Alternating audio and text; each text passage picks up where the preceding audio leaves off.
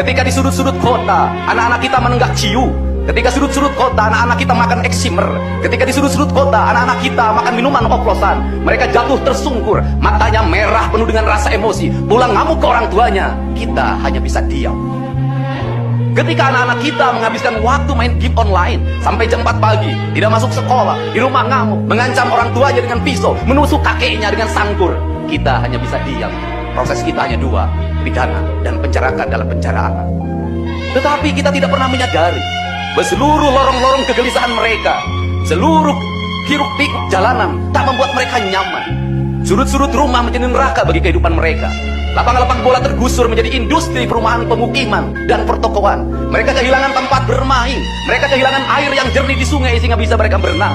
Mereka kehilangan gunung-gunung yang indah tempat mereka bercengkrama dengan alam. Mereka kehilangan sawah yang terhampar. Yang mereka lihat adalah kebisingan dan kebisingan. Bising di jalanan karena knalpotnya brong. Bising di rumah karena orang tuanya bertengkar. Maka mereka lari dalam lorong ground gelap. Digenggamnya handphone, diambilnya obat-obat terlarang, ditengahnya minuman dalam sebuah kelompok yang sama. Kita orang-orang yang terpinggirkan di rumah. Kita orang-orang yang terpinggirkan di sekolah. Guru-guru telunjuknya menuju pada wajahnya, tapi tak bisa memberikan solusi kegelisahan jiwanya. Semua orang hanya memberikan pengamatan, analisis, kajian. Itulah metodologi yang dikembangkan bangsa ini. Tetapi tidak ada yang berani mengambil solusi, mengangkat mereka di sudut jalanan, dimasukkan ke barak, dididik secara militer, diarahkan menjadi anak-anak yang berguna. Kedisiplinan militer adalah harga mati bagi kemajuan bangsa, bukan musuh.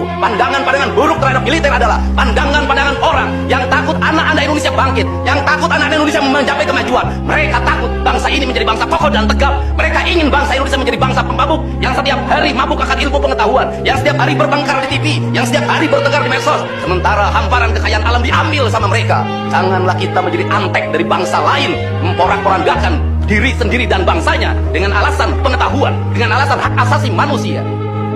Anak membawa motor di bawah umur adalah pelanggaran hak anak. Kapan kita bertindak? Dan selama ini kita membiarkan anak-anak nonton film tanpa didampingi oleh orang tua. Itu adalah pelanggaran anak, dan kita tidak pernah bertindak. Anak-anak di bawah umur merokok, minum minuman keras, itu adalah pelanggaran hak anak. Semuanya kita berdiam.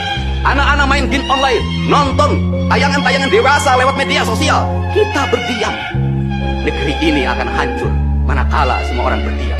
Maka orang yang memegang kekuasaan harus menggunakan tangannya untuk merubah seluruh kemunkaran ini menjadi sebuah kebajikan. Kalau kita berkomitmen pada bangsa ini, problem anak-anak kita adalah mengkonsumsi tayangan yang bukan haknya di media sosial. Maka saya meminta peraturan pemerintah yang mengatur tentang itu segera dilaksanakan. Anak-anak di bawah umur tidak boleh mengakses media sosial yang bukan haknya. Seberapa besar pun gagasan yang saya